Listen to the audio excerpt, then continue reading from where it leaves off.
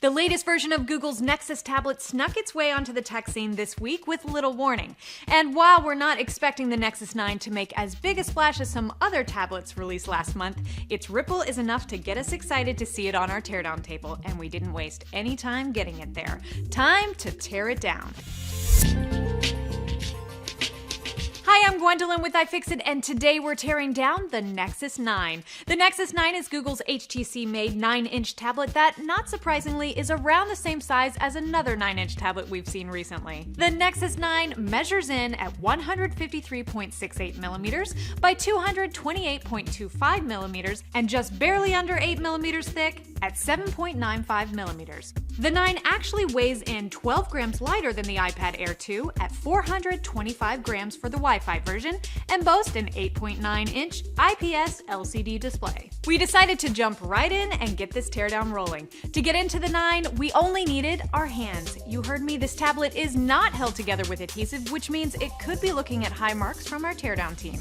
Unfortunately, the camera also wanted to come along for the ride. While we're never sad to see easy-to-remove parts, this accidental removal was a little disheartening as the camera was connected to the underside of the motherboard. Since we got the camera out, let's take a closer look at it. This is an 8-megapixel rear-facing camera with an aperture of f2.4 and a 29.2mm focal length that features autofocus and an LED flash, but lacks any optical image stabilization. One interesting thing of note is that this is the same camera found in the HTC Desire 610. Next up, the battery. This battery is held in place by a good amount of adhesive, but it's no match for our spudgers. After carefully prying it out, we examine the specs and find that this is a 3.8-volt, 6700 mAh battery that Google claims will give you 9.5 hours of web browsing and up to 30 days of standby on the Wi-Fi model.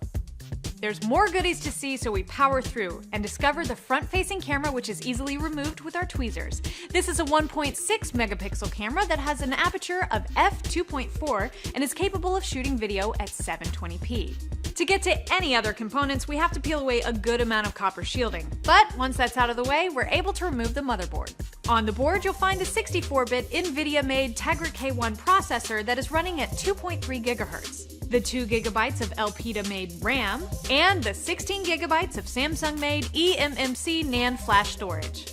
After we remove the last few odds and ends left in the case, we turn our attention back to the display in hopes that we will be able to separate it from the display assembly.